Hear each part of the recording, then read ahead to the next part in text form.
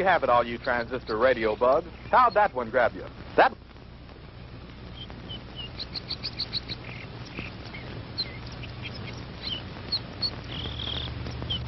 Howie, for heaven's sake, it's almost dark.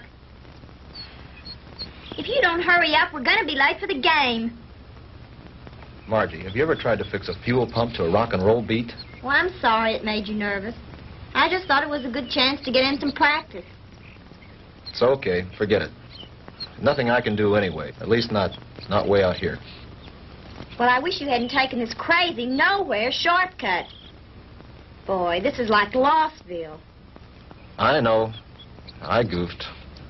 And I've got to get some help if we're going to get there in time for the kickoff. Hey, didn't we pass a farmhouse about a mile or two back down the road? Yeah, that's right. Back around the curve. Come on, we'll be shorter through those woods.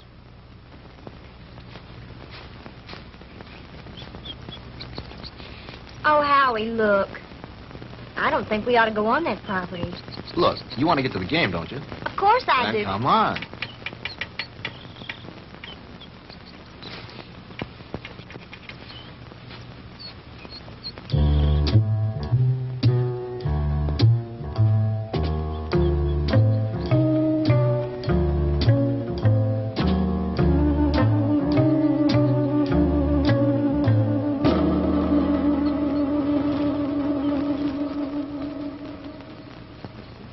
Howie, it's cold.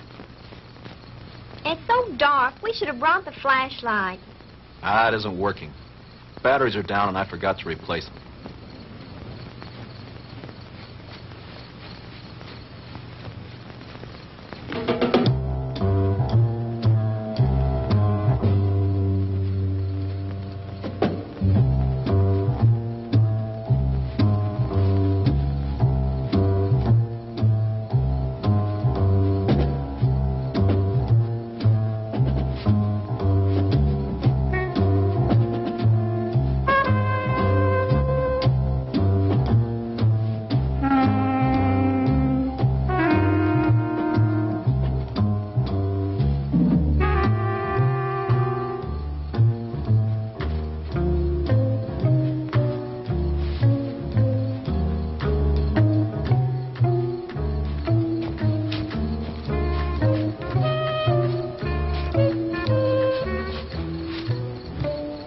Like we've been walking for hours. Well, it can't be much further now. Hey, there's a light.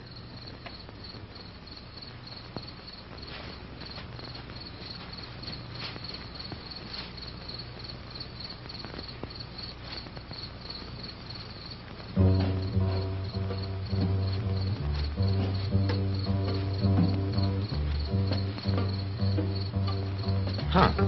That's strange. Campfire way out here in the middle of the woods and nobody around. Kind of creepy, isn't it?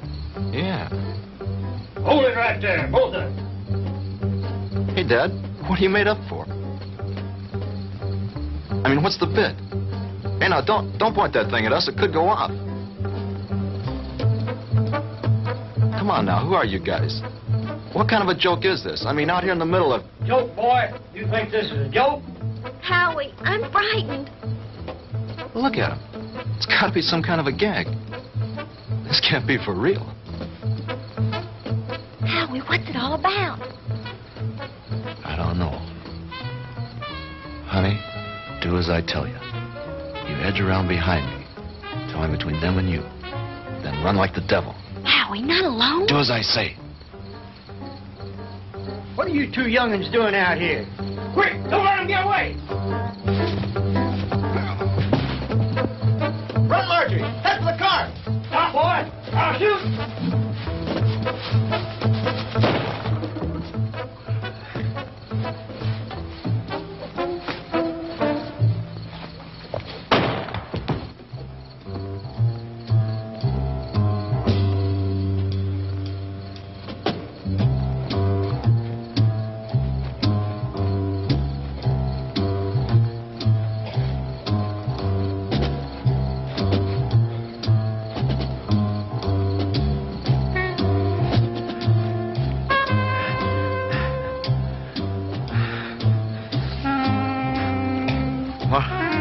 Margie?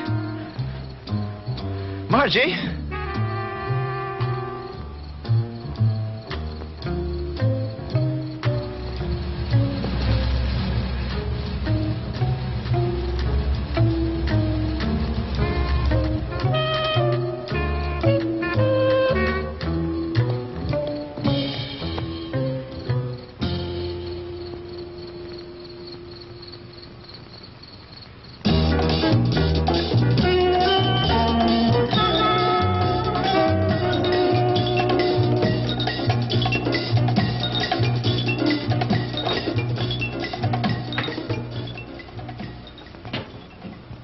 Oh, hello, Jim. What do you need? I need my ever-loving paycheck. What's the rush? Payday's tomorrow. I know, but Reed said you'd have it for me tonight. Oh, did he now? Yeah, that way I get a couple hours head start on my first vacation in 3 years. Relax. The girl's on her way up from accounting with it now. Where are you going on this vacation? Some place that can't be reached by telephone, telegraph, teletype, or carrier pigeon. You don't think we'd interrupt your vacation now, do you? Why not? You guys did it for the last 2 years. Jim, nice story you turned in. Well written. Had a lot of fun. When he talks like that, he wants something. As a matter of fact, there's one little favor I'd like to ask you to do before you leave. Uh-oh. Here it comes. As a matter of fact, here it is. The accounting department is certainly coming up with much more interesting figures lately. See you guys. Oh, come on, Jim. Well, this will just take a few minutes. Not much out of your way. All you have to do is get a few details and phone them in from there. From where? Carver Street Hospital. Murphy called in from police headquarters, and some college kid was brought in with a gunshot wound. Here's his name. Why doesn't Murphy cover it? He's on police tonight. He's busy on the cat burglar story. Who shot the kid? That's what I want you to find out. May not be anything in it, but you never can tell. Okay, I'll do it. But afterwards, I'm leaving for my vacation. Definitely, irrevocably, and finally. Do you read me, Great White Fathers? Only too clear. Have a good time. I intend to.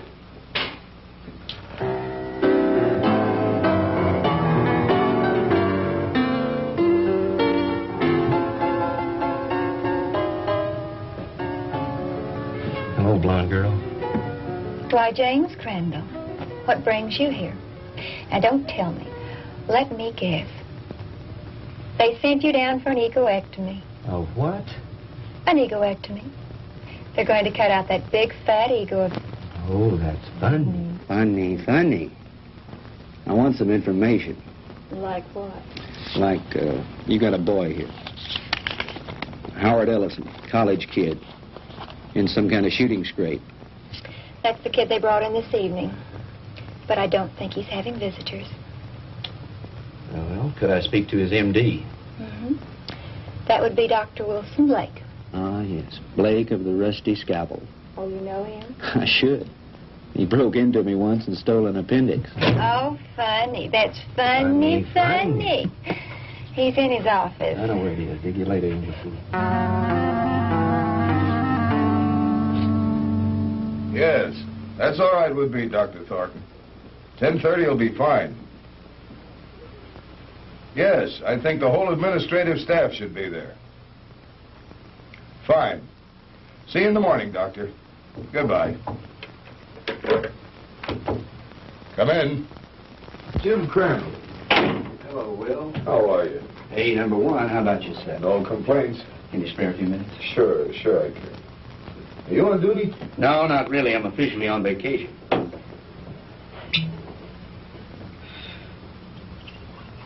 Soda? Just straight, thanks. I bet you're here for a story on that Ellison boy. Good bet. Sit yourself down. So are some friends of yours. They left about an hour ago. Uh-oh, the local gendarmes, no doubt. Right. Lieutenant Partain and a couple of his men. They talked to the boy for about an hour and then finally... Wait a minute. Talk to him? You mean the Ellison kid's able to talk? Sure, he wasn't hurt too badly. The bullet didn't enter any of his vital organs. But the nurse said he couldn't have any visitors. Well, he can't. At least not now. He was too tired after that session with Partain. I want him to get some rest. Well, when can I see him? In the morning. In the morning? But, Doc, I got to phone something into the editor. I can't fool around on this thing. I leave on my vacation tomorrow. Well, I envy you. We're so short-staffed here at the hospital, there's no telling when I'll be able to take a vacation. What did the kid say when he talked? He told a real weird story. The police have a transcript of it. I'd rather hear it from you if you don't mind. I don't think I should repeat it. I imagine the lieutenant would rather tell you himself. Ah, come off it, Doc. You know Partaine's not going to give me anything till he's good and ready. All right. All I can do is repeat what the boy said. But I'll warn you, you won't believe it. Suppose you try me.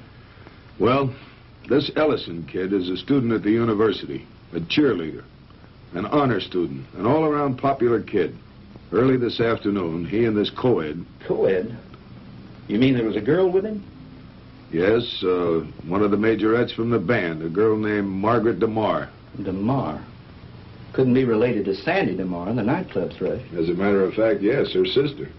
Well, that adds a dash of color. What about the girl? I'm getting to that. Now, do you want to hear this story or not? Okay, go ahead.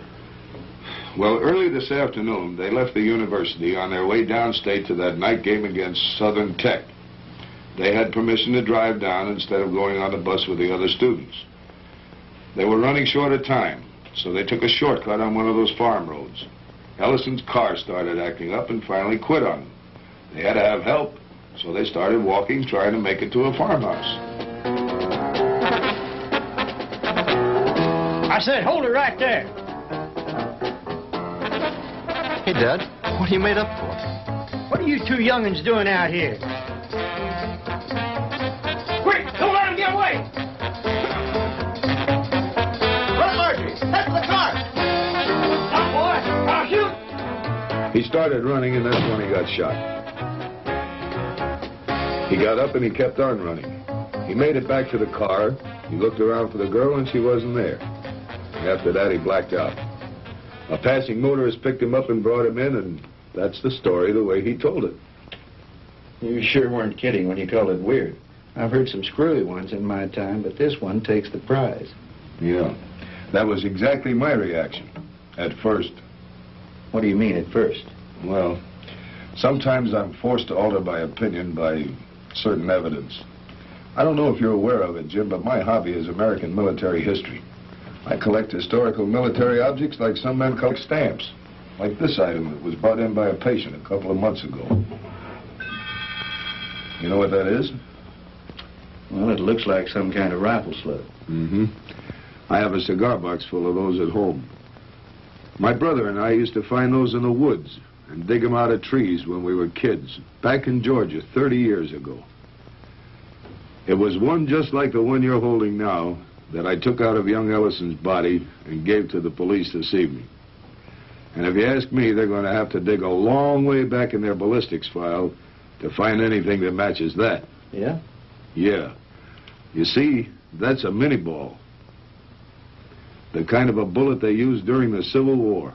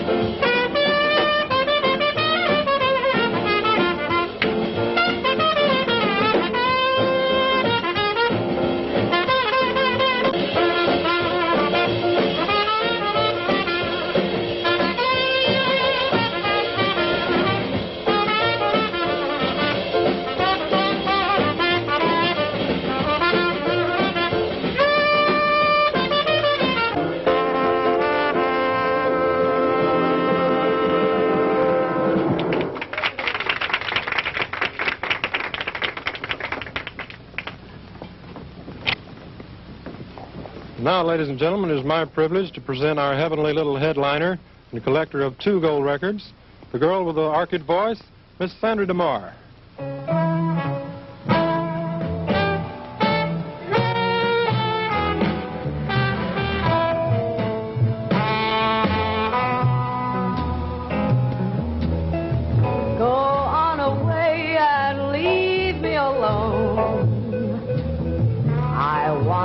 By myself when I cry, and there's gonna be some crying, 'cause I just told my baby goodbye. Get out of here and leave me alone. I don't care whether I live or I die, 'cause my life's already over. It ended when you told me goodbye.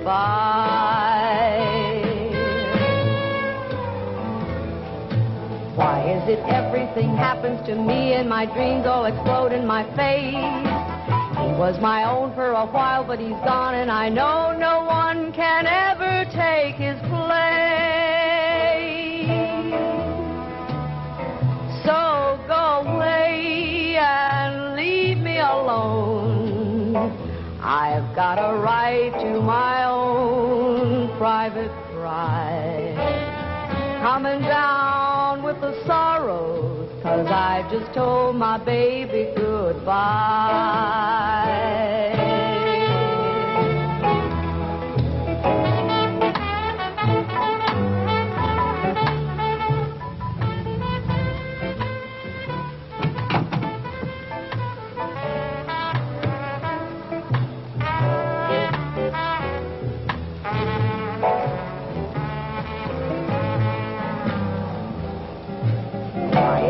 Everything happens to me and my dreams all explode in my face. He was my own for a while, but he's gone, and I know Good evening, no Lieutenant. one. Evening, Ramon. No Is this visit official? Oh, there's nothing to worry about. We'd like to talk to Miss DeMar when she's through singing. Will you give her something while you're waiting? Thank you, no, we're on duty. Leave me alone. I've got a right to my own private cry. I'm coming down with the sorrows, 'cause I just told my baby goodbye.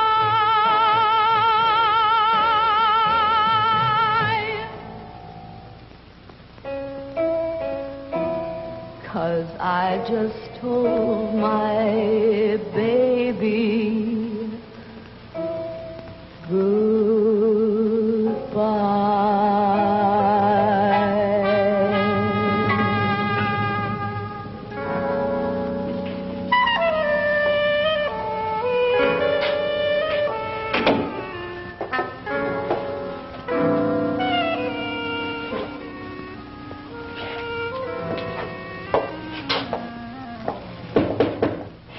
Yes.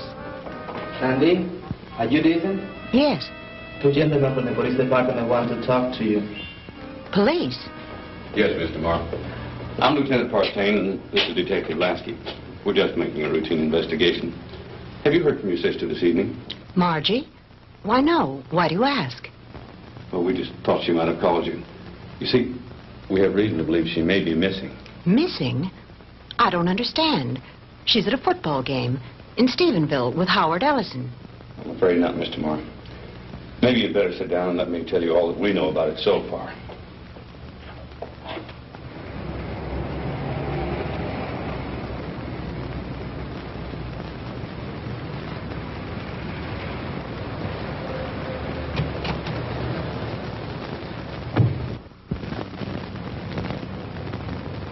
Well, Lieutenant Partain, is it a raid or a payoff?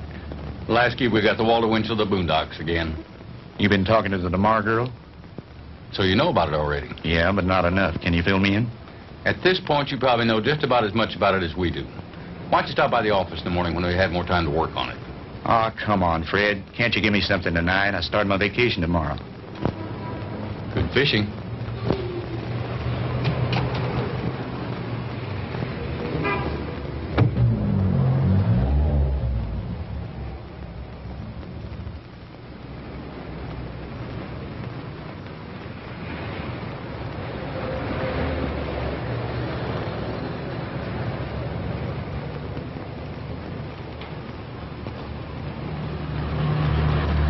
Miss DeMar? Yes? I'm Jim Crandall with the Sentinel. Could I talk to you a moment? I'm sorry, Mr. Crandall. I really haven't time to talk. I've got to get home in case my sister calls. Well, that's what I wanted to talk to you about. Can I give you a lift home? Thanks, but I'll take a cab. Well, they're kind of slow this time of night. Well, all right, if you're sure it's not out of your way. Of course not. It's part of my job.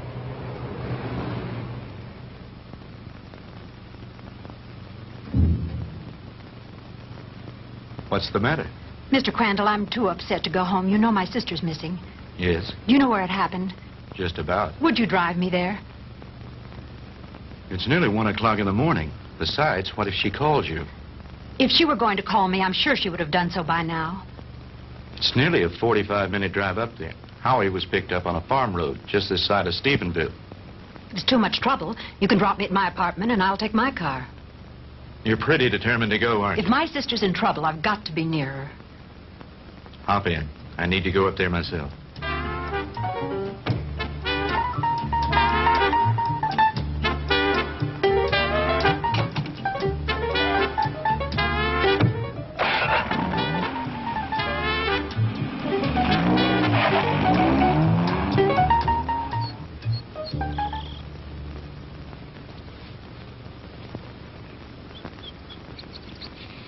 Lieutenant, we checked that house from top to bottom. Nothing there. Okay, Lasky. As soon as the boys are through, have them go in and get some rest. We've done everything we can do here. Maybe the sheriff and his bloodhounds will turn something up. Right.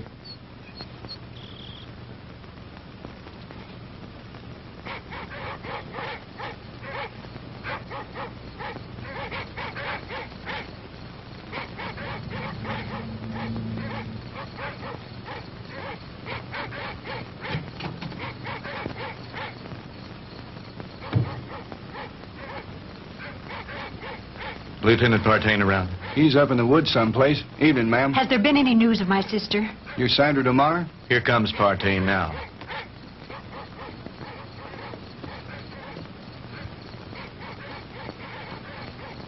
Lieutenant, have you found her yet? I'm afraid not. Crandall, what'd you bring her out here for anyway? I made him bring me, Lieutenant. Can you tell me anything about Margie? No, ma'am. I think you both made a trip out here for nothing. Why don't you go home and get some sleep? He's right, Sandy. You should do as he said. Jim, somewhere out there in that horrible blackness, it's my sister. Those dreadful dogs. They sound so terribly ominous. Oh, Jim.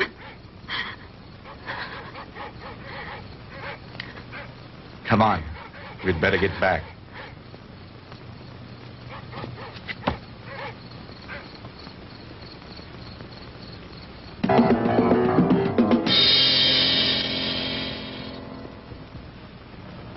No, I'm going to check all the antique gun shops this morning, as soon as they open. How about the kid's parents? You contact them?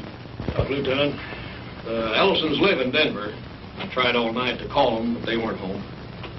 How about a cup of coffee, Jim? Yeah, black. What about the kids at the university? Ellison's fraternity brothers.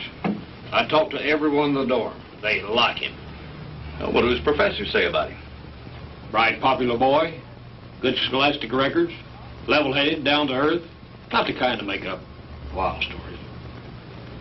Well, that cracks another one of our little theories wide open. You just getting here? Some of the other fellows came in a couple of hours ago. Yeah, I was out with the sheriff and his bunch. And have we got a Lulu? Yeah, what is it? The girl's sweater. We found it out in the woods not far from a smoldering campfire. Go on. Well, we gave the scent to the dogs, and they took off like Moody's goose. Well, we followed them for about a mile or two, till they got through the woods and into a small open space. Well, the dogs got about halfway through the open space, and then they stopped. Well, you've never seen so much confusion of tangled dogs in your life. They didn't know which way to go. The scent had stopped right in the middle of nowhere. It was as if the girl had just been snatched off the face of the earth into thin air. Wait a minute. You mean no footprints, no tire tracks, no nothing?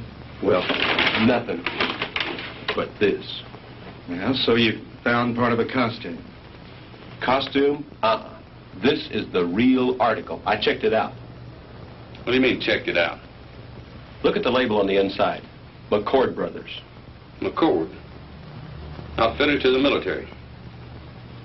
Charleston, South Carolina. I checked with the Charleston department, and they gave me some very interesting facts from one of their newspapers. It seems that McCord Brothers, the company that made that hat, burned to the ground in 1869 and was never rebuilt. It's been non-existent for over 100 years. This case is getting screwier by the minute, don't it, though? I'll have you run this down to the lab and then go home and get some sleep. How about me, Lieutenant? Sure, go on home. You earned the rest. Well, what do you think? How was Mr. Morrow when you left her? Shook up, naturally. She's spending the night with a girlfriend. Fred, about this whole mess, what's your opinion? I'm not paid to have opinions. I'm paid to put jigsaw puzzles together. But seriously, what do you think? I think there's a logical explanation to everything. Two men were in those woods in costume and makeup. Anyone knows there's lots of guys around nowadays who collect antique guns. They belong to clubs, they have meetings and shooting contests every so often. A couple of them got liquored up a little, wanted to have some fun and scare the kids. But something went wrong. It's as simple as that. My hunch is, as soon as they get up enough nerve, they'll come in, give themselves up. It's a nice theory, Jim, but what happened to the girl? Well, your guess is as good as mine.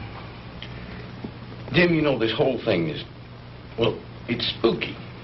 Reminds me of something that happened in Germany in 1945 towards the end of the war. Yeah? What was that? Our outfit liberated a small concentration camp near the Alsatian border. When we took it, we expected to find the usual half-starved, ragged inmates. And you can imagine our surprise when we were greeted by about 50 young people, all a picture of perfect health. That sounds a little hard to believe after all I've read of Dachau and Auschwitz. Well, that's what made it hard to figure. Here were these kids, none over 21 and some as young as 5, living in apparent luxury. Good food, complete recreational facilities, no forced labor. Remind me of a bunch of calves being fattened up for the kill. You mean there were no old people in the camp? There were a few, but not alive. We found their bodies in the rooms next to the ovens. Apparently, we'd taken the camp so fast they hadn't had time to dispose of the bodies. But before they left the night before, they blew up the largest building in the camp. It was some sort of a laboratory. And inside, amidst the rubble and blown into a million pieces, was the screwiest piece of machinery I've ever seen. Some sort of a crazy electronic apparatus. And half buried underneath it amidst the rubble, still strapped to a table, was an old man. Just barely alive. Our medics tried to save him, but they couldn't. Now, here's the weird thing. This is the part we could never understand. In trying to identify him, we checked the camp records with the prison number tattooed on his arm. According to those records, that old man should have been an 18-year-old boy. What about the other bodies? Same thing. Their numbers indicated they all should have been kids. What type of experiments were they conducting there? We never found out. Even the young inmates weren't aware of why they were there. They never found the commandant of that camp to bring him to trial with the rest of the Nazi brass. His name was Ernst von Hauser. Did you ever hear of him? Well, he was a German physicist, a contemporary of Einstein's. I don't follow you. You mean you think there might be some connection between all that and what happened here last night? I'm not saying that, no. But just suppose, for the sake of argument, the Ellison kid did see two men out of the past of 100 years ago. That would mean somebody around here is tampering with time. Somebody was also tampering with time in that concentration camp. Now, wait a minute. Let me get this straight. You think that the machine found in that concentration camp was some kind of time machine, and that there may be another one like it around here. Is that what you're saying? I'm not saying anything. I'm just supposing. After all, they never found von Hauser. Lieutenant? Yeah, Walt. Captain wants to see you in his office. Wants you to bring the file on the Maddox case. Be right there. How am I ever going to turn in a story like that? That's your problem.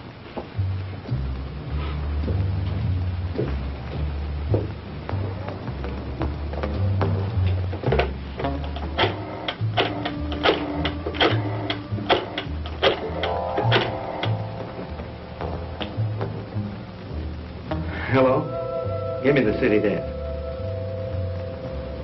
Hello, Reed? Crandall again. Would you tell Shaw I'd like to postpone my vacation and stick with the Ellison story? Yeah, that's right. You know that Pulitzer Prize you're always kidding me about? Well, if this thing turns out to be what it looks like, I just might win it. No, nothing new at the moment. I'll keep you posted. Yeah, I've got a little research to do in the library. Then I'm going to the hospital to interview the kid. Right. Talk to you later.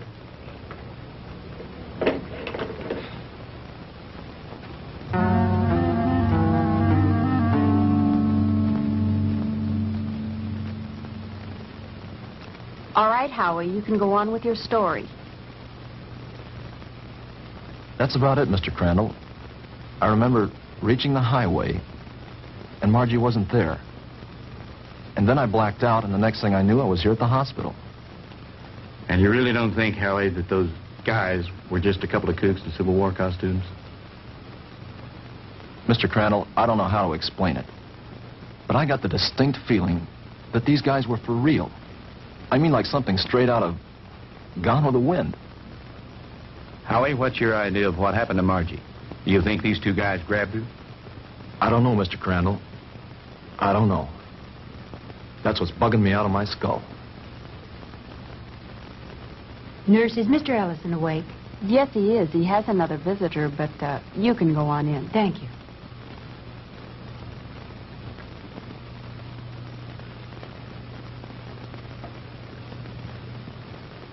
Sandy. Hello, Howie. How are you? Hello, Jim. Good morning. Have you heard anything from Margie? Not yet. I brought you some flowers. Thank you, Sandy. I'm sorry about all this. I mean... It's all right, Howie. Now, don't you worry. Whatever happens, I know it wasn't your fault. Jim, have the police found out anything yet? No new developments. I'm going up there in a little while and have a look around myself. I want to see the place in the daylight. Would you mind if I went with you? Of course not. I'd enjoy your company. Howie, would you forgive us if we ran off right away? Sure. I understand. I'll drop back in later. Bring me some magazines. Yeah. True Confessions and Ladies' Home Journal. Gee, thanks, Mr. Crandall. Those are two I never miss. See you later, Howie.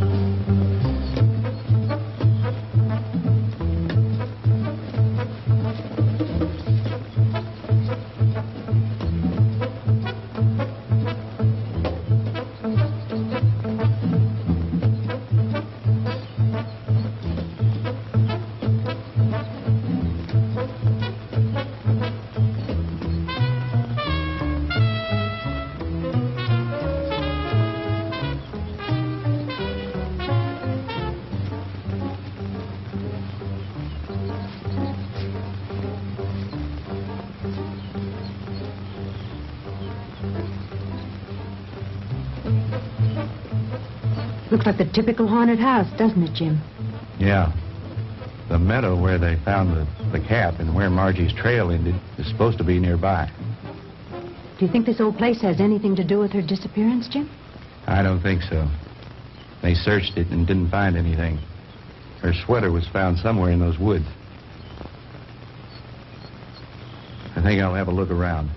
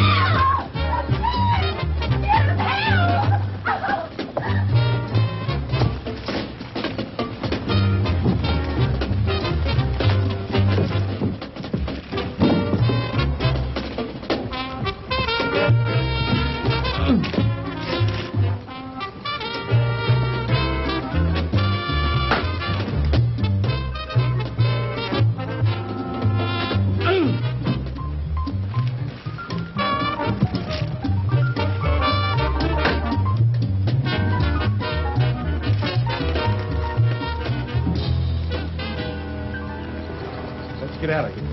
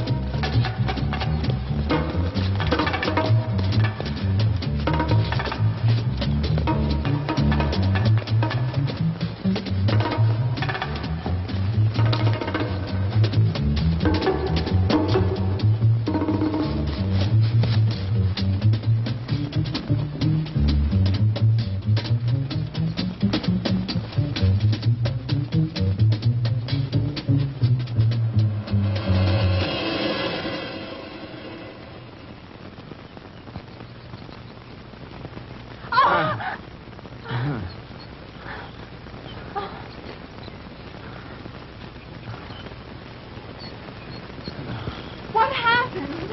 I don't know, but we better get back to the car.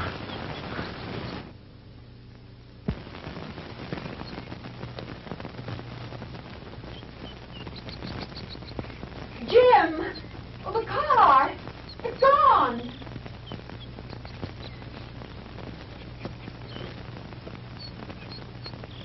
Jim, someone must have stolen it. I would have heard the motor start up. Besides, I have the key in my pocket. Well, this must be the wrong place. This isn't where we left it. This is where we left it, all right. But it looks different here. There are more trees than there were before. And that fence, that wasn't here when we came down the road. And the barbed wire fence is gone. Jim, we're lost. I don't think so. At least, not the way you mean. Jim, I'm frightened. It's all right. Let me think a minute. This road was paved, and now it's dirt. And there isn't a telephone pole in sight. I know. Jim, what is it? What's happening? I don't understand it. Where's the car? Where are we now? Jim, I know you know what's happening to us, and you won't tell me. And why not? What's going on? Fantastic. Incredible. I never really believed it. Tell me what's happening. Sandy. What's going on? What dreadful thing Sandy. is happening? Tell me. It'll be all right. Everything's going to work out. But we have to keep our heads. I believe our best bet is to follow this road and see where it leads. Come on.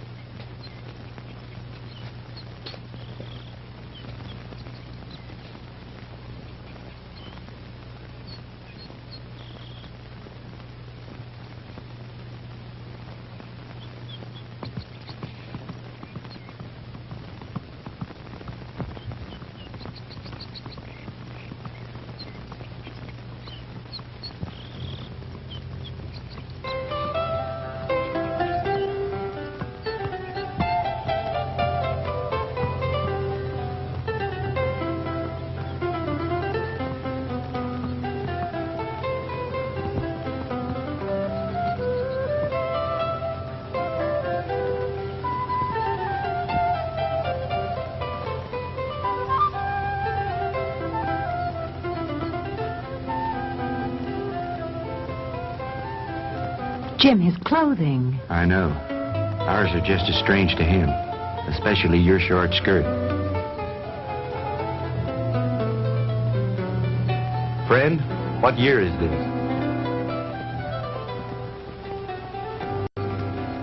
Where are we? Witchcraft! Witchcraft! Ha!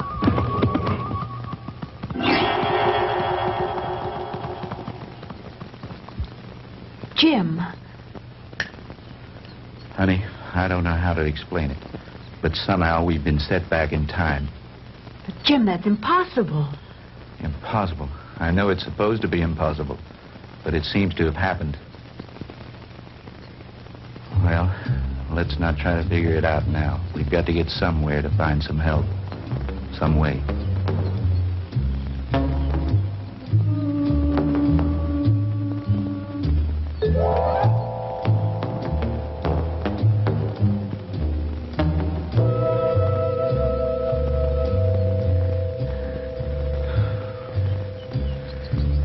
Jim, I'm sorry, but I don't think I can go any farther.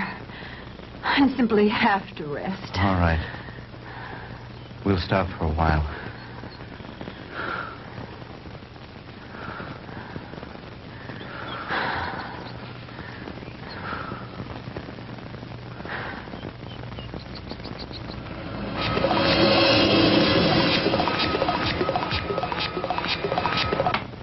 Welcome, my friends, to my little workshop. Do not be alarmed or cause unnecessary commotion. You are in no danger. At least, not for the moment. Won't you please step out?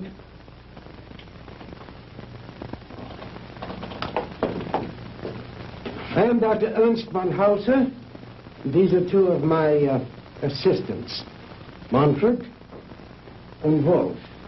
Where are we? I told you. We are in my little workshop. And I tell you again, please do not be alarmed. What time is this? What century are we in? Does it matter, my friend? There really is no such thing as time, except as a relative measuring device in your own mind. We're not interested in double talk. What happened to Margaret DeMar? What have you done with her? Please, Mr. Crandall, you will please remain calm. What have you done with my sister? Your sister is entirely safe, Mr. Marr, and I assure you I did not bring her here intentionally. She certainly didn't come here of her own free will. I didn't say that. I brought her here to keep her from harm. Then where is she? Let me see her. But of course. To the armor! Come into here. Schnell! To the armor. Bringen Sie Fräulein DeMar zu ihrer Schwester. Well,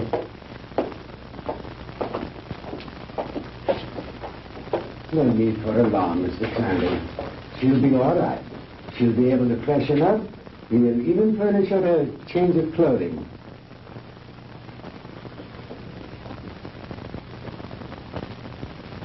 I notice you were intrigued by my servant girl, Didiana.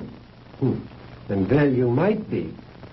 Just a few thousand years ago, She was serving in the court of Tutankhamun, one of the great pharaohs of Egypt. And now she is serving me. Quite an experience, is it not? This is like a fantastic nightmare. I don't understand any of it. How did you get Margie here? I was conducting an experiment with a pair of gentlemen from the past. When the girl and her boyfriend wandered into the machine's field of materialization and encountered them. They shot the boy. They might have killed the girl had I not teleported her here very quickly. And the 2 red soldiers? I sent them back to Shiloh, Mr. Crandall. But it doesn't matter. They probably died there anyway. Fantastic. Utterly fantastic. Tell me, Doctor, why did you send Sandy and me back to 1789? I admit I took advantage of you to conduct a little experiment. Oh, yeah, it was a little dangerous, but you see, no harm has come to you. super spectronic relativity? I believe that's what you once called it. Oh, then you are familiar with my work. To some degree, yes. I read up on you this morning in the library after talking with the police. Oh. And what did you learn about me? Quite a bit. I know of your early career and some of the brilliant discoveries you made in the field of physics, and that you were expelled from the International Congress of Physicists because of your theories. Ah, that was a humiliation which will soon be avenged, Mr. Crandall. But go on. What else did you learn of me? Well, I know that you were a friend and sponsor of Adolf Hitler, that you helped elevate him to power in the 30s, and became the organizer and administrator of his Department of Scientific Warfare. That's another thing that puzzles me, Herr Doctor. Why a man of your brilliance should identify himself with a fanatical madman like Hitler. How dare you refer to Adolf Hitler as a madman? He was a great genius, ahead of his time. The world, in its ignorance, was not ready to accept him. The world did not accept him because he was a lunatic, bent on enslaving it. You call a man who is responsible for the mass murder of millions a great man, a genius? Anyone with enough intelligence to examine history knows there are times when lives must be sacrificed for the benefit of future generations. And he was willing to do this in order to lead his people into darkness, into oblivion. That's where he was leading them. And like all other power-crazed dictators before him, he failed. Thank God there were people in the world with enough courage to resist and to conquer him. What do you know in your stupid, petty little mind?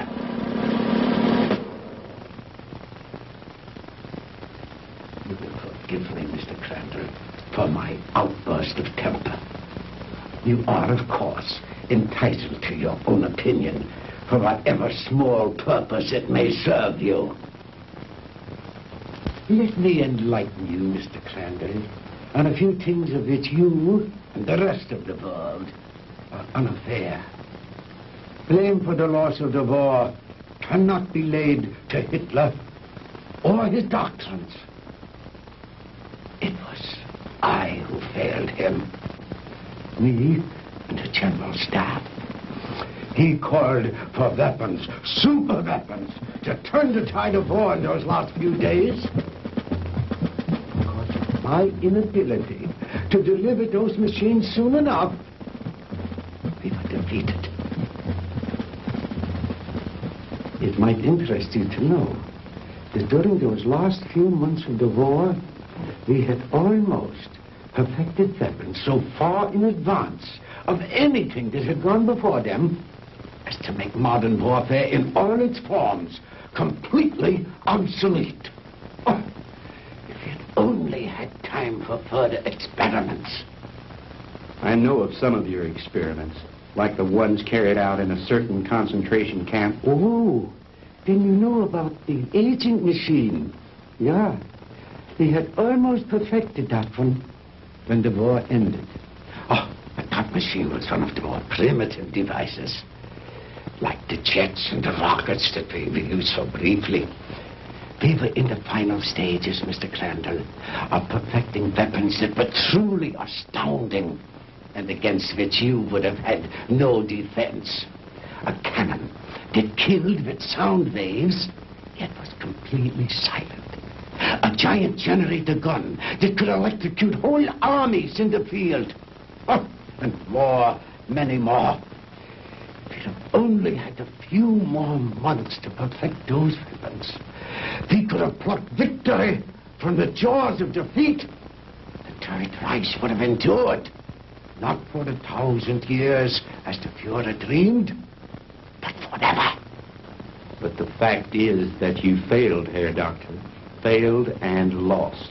But you are forgetting one thing, Mr. Crandall. That was 20 years ago. Since then, I have perfected and even improved on my original weapons. And we have conquered time. Dr. Einstein's so-called fourth dimension. Hitler will return, Mr. Crandall, and soon. Your victory was but a temporary one.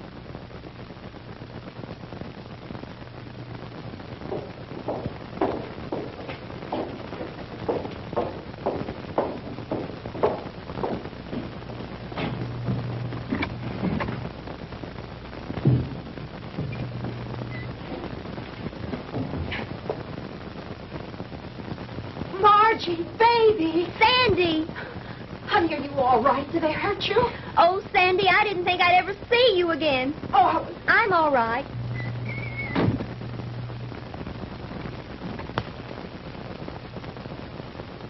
Let us out of here. Open this door. Let us out. Please, don't let them keep us here.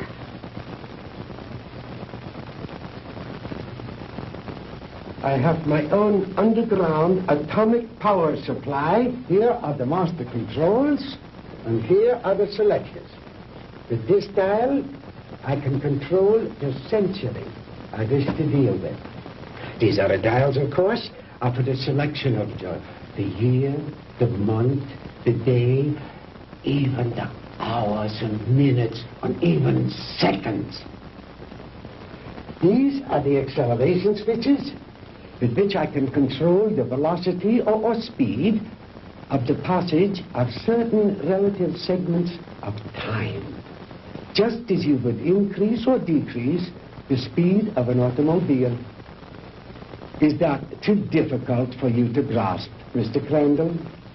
Frankly, I'm beginning to doubt my sanity. You needn't. After all, there are very few people in the world who can understand even Dr. Einstein's theory of relativity. And my theories go far beyond his. But you are an intelligent man, Mr. Crandall. Perhaps I can explain it a bit more simply.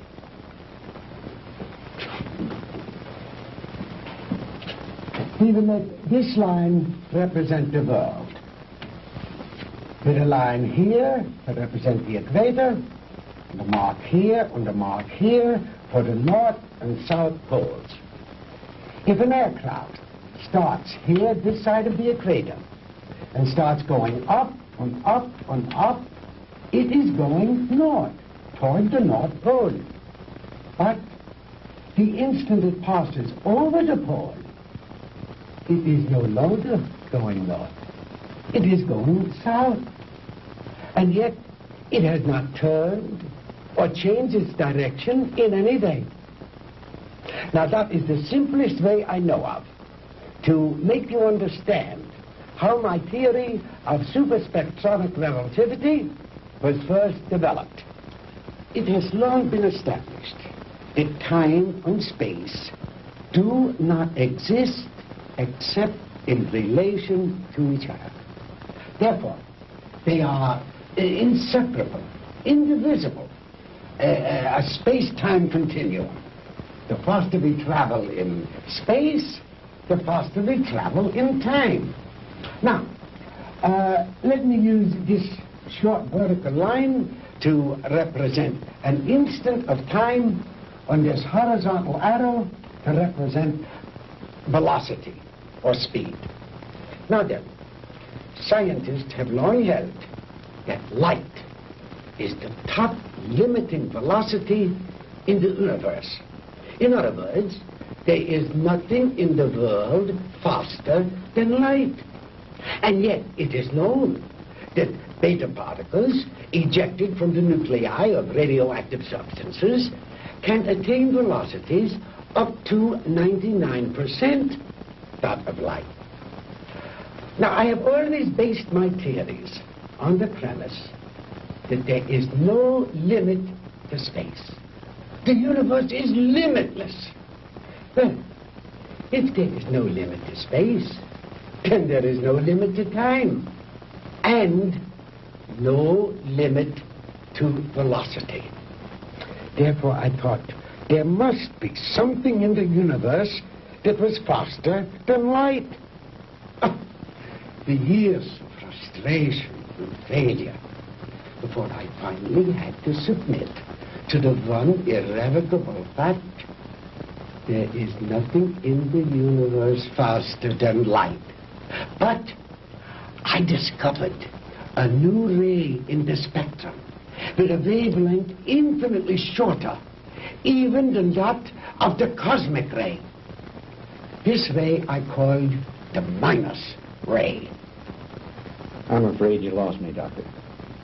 Well, in other words, while I discovered that the velocity of light is indeed the top velocity in the universe, that velocity need not remain constant. I discovered that through minus rays, velocity could actually be accelerated. And let me illustrate in this way. This line represents an instant in time. An instant, that is, in relation to our immediate vicinity in space. Now, if you enter a dark room or flip a switch, that room is instantly flooded with light. That is because that light, traveling at its great velocity, takes hardly any time at all to cover that small area of a room. It is immediate, instantaneous.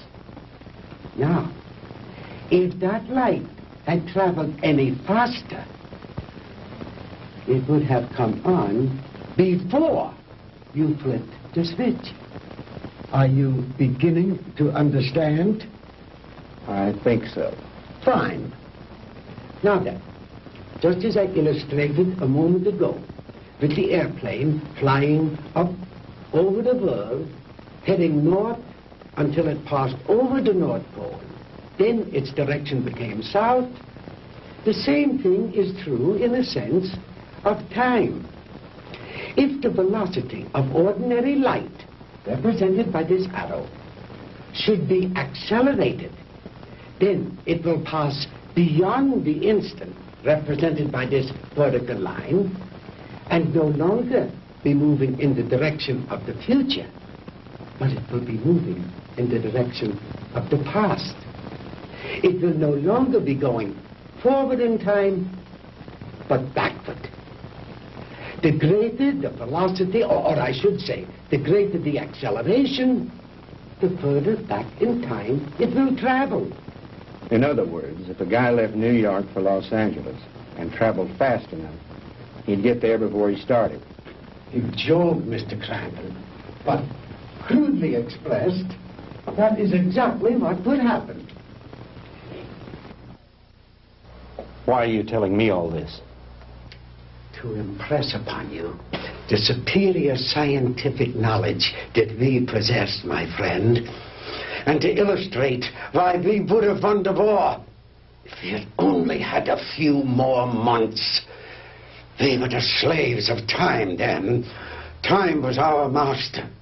But I have changed all that. Now we are the masters, and time is our servant. Ah, you Americans are an egotistical, arrogant lot. How proud and superior you felt as you strutted through the ruined streets of our cities. The proud conquerors claiming the spoils of war. is only temporary, my Yankee friend.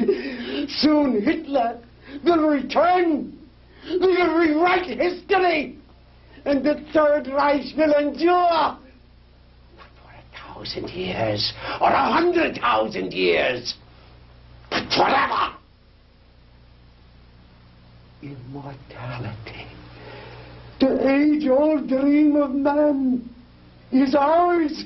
The rest of the world will fall at our feet, and ye shall rule for all eternity. Oh, good. Did you make the young ladies comfortable? Jawohl, Herr Doctor. And Manfred, did you see that Mr. Marr had a change of clothes? Jawohl. Good. The lecture is over, Mr. Crandall, and you look tired. If you will follow Manfred and Wolf, they will show you to your quarters. We weren't planning on staying. We want out of here now. I'm afraid that is impossible, Mr. Crandall. I must insist that you accept my hospitality. Now, wait a minute. Get your hands off me. Let go. Hornhauser, you can't get away with this.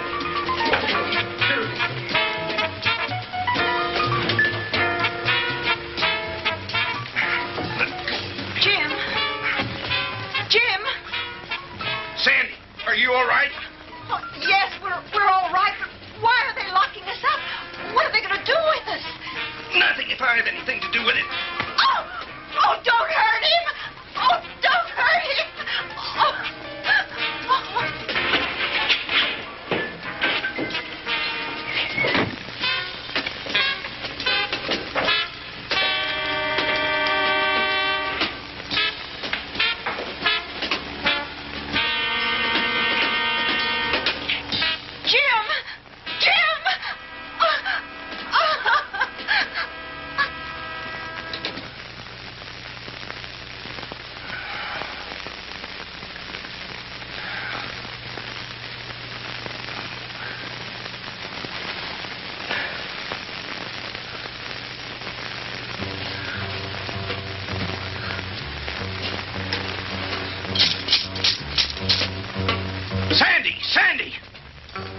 Sandy, answer me. We're here, Jim. We're all right. How about you? Just a minor headache, honey. Is Margie still with you? Yes, she's asleep. Jim, I'm scared. What do you think von Hauser intends to do with us? I don't know. But I do know one thing. I've got to figure a way out of here. Sandy, honey, I'm sorry about everything. I shouldn't have brought you with me this morning. It wasn't your fault. I asked to come along. After all we've been through, you must be beat. Have you had any sleep? No, I was worried about you. Well, try to get some rest while I do some thinking. Okay. As soon as Margie wakes up, I will.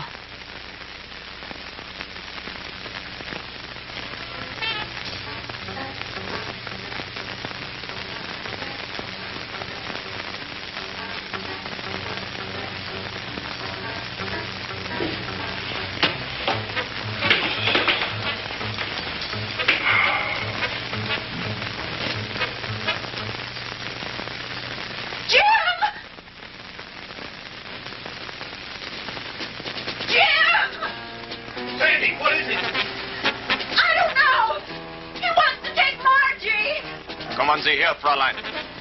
No, Sandy, don't let him take me. Kommen Sie her. No, Sandy. No, leave her alone. Take your hands off her. Don't let him take me, Sandy. Don't let him take me. Turn her loose. Oh! Sandy, who is it? What's going on? No. What's going on in there? What's happening?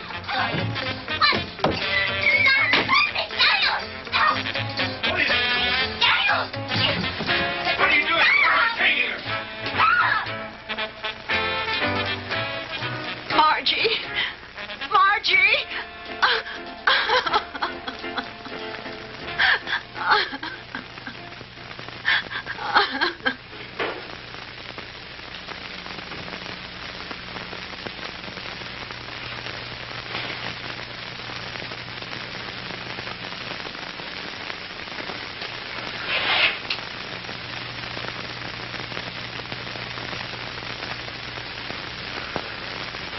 So you see, my dear, there was no reason for all that hysteria.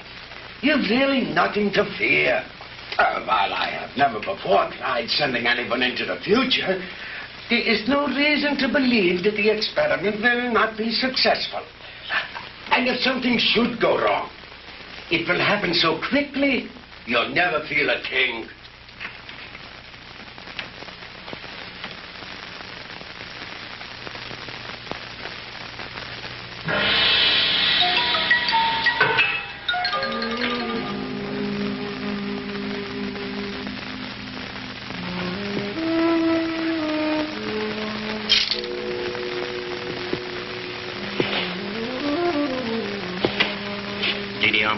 It is time you eat now. You speak English? Many others before you, they teach me talk. You mean there have been other prisoners here? Many. Are there any others here now? They all will disappear. You eat now. It is all they give me for you. It's all right. At least it's better than nothing. Didi Alma, you've got to help us. You're our only hope. No. I cannot help you. But you've got to. You're the only one. If you could get hold of the keys. No. They'll kill me. I cannot help you. Please, Didi Alma, listen to me. No. We'll never get out of here if you don't help us. Please, Didi Alma. Please.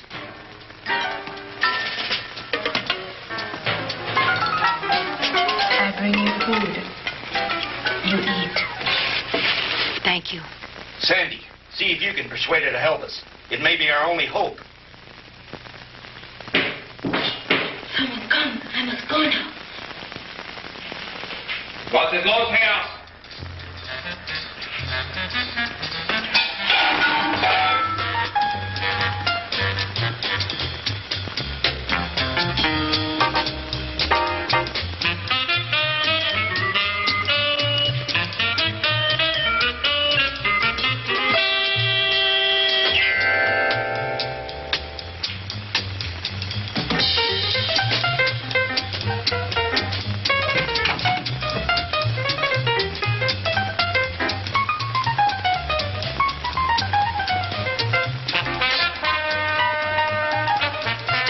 From me.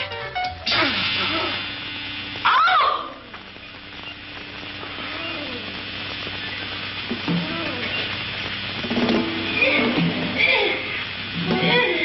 Sandy! Sandy!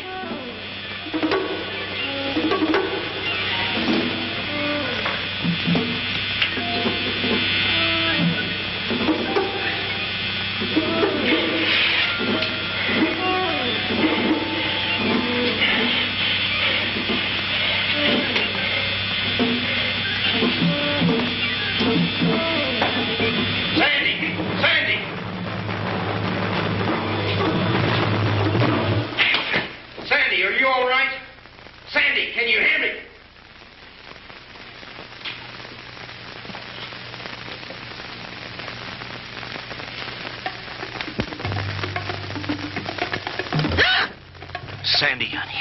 Thank God you're safe. Quick, get his keys.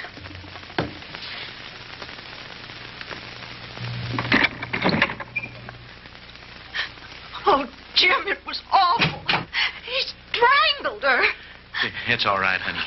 Try to get hold of yourself. We've got to get out of here. I'll be fine.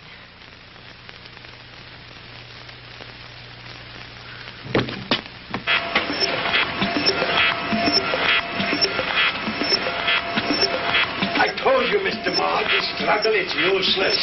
You will only tire yourself needlessly.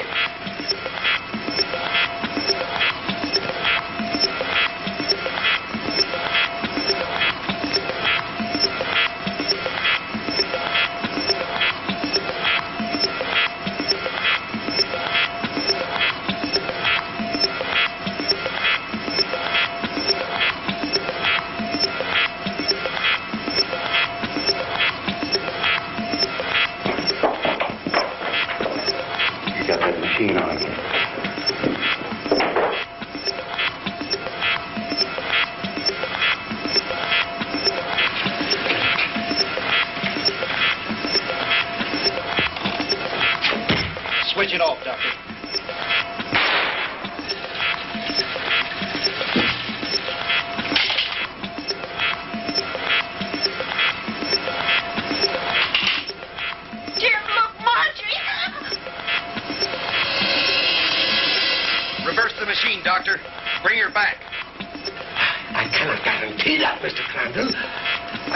experimented with the future before.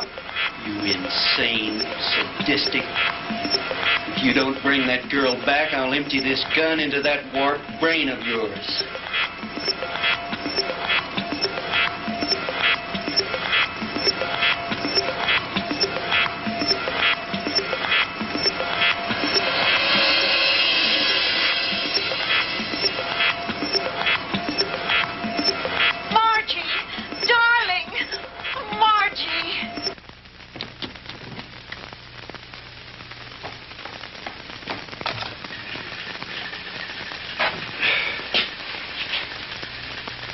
It's too bad, Mr. Crandall, that you are not interested in science. But you Americans are so impractical anyway. Jim, look out!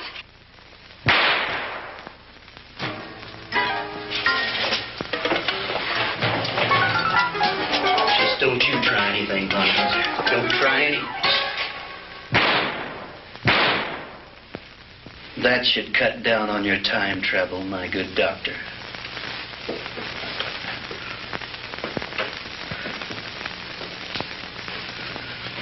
How about the attic? You searched that, didn't you? Yes, sir.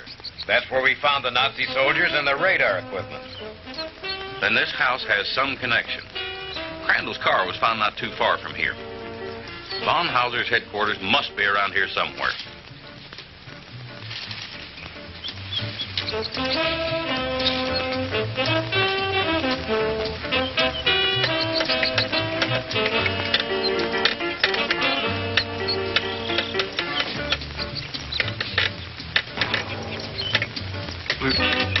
Lieutenant? Yeah?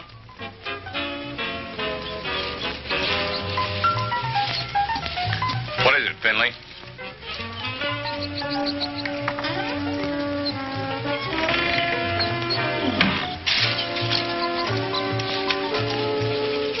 Jim, and the DeMars.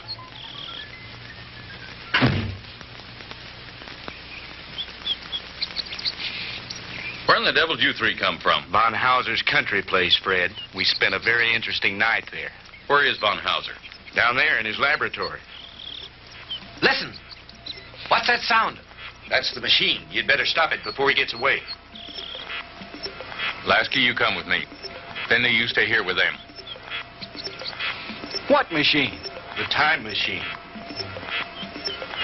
The what machine?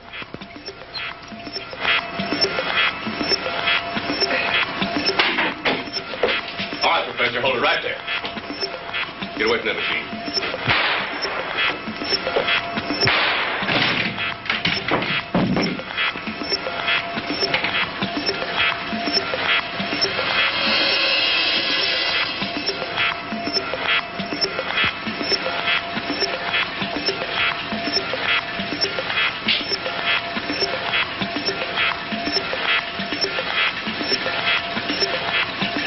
If I hadn't seen it with my own eyes, Lieutenant, I wouldn't believe it. I know. Ask you if you ever tell anyone what I'm about to do, I'll have your job, so help me. Is that clear? Lieutenant, I ain't seen nothing. Well, I don't know what makes this contraption work, but I think I know a darn good way to shut it off.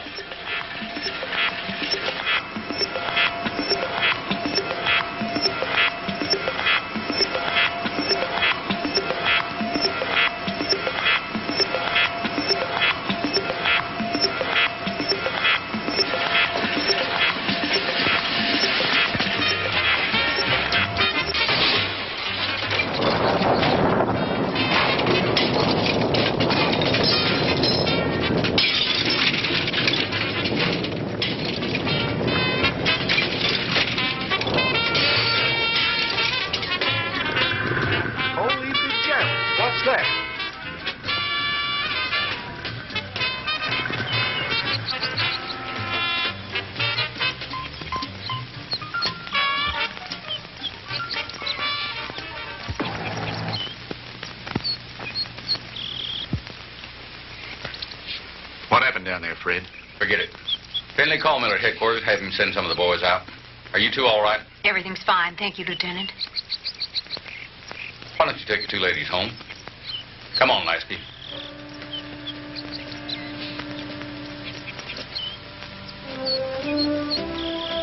The machine? Mangled beyond repair or recognition. Too bad the big brass didn't get a chance to look it over, isn't it? But why, Fred? You had no right. No right, huh? Listen, the way I figure is like this. Sooner or later, some other joker is going to invent a machine just like it. Maybe by then the world will be ready for it. God only knows we aren't now. Hydrogen bombs are enough for people to worry about. Yesterday should be left alone. Because today, the world has enough problems just trying to make sure we'll have it tomorrow.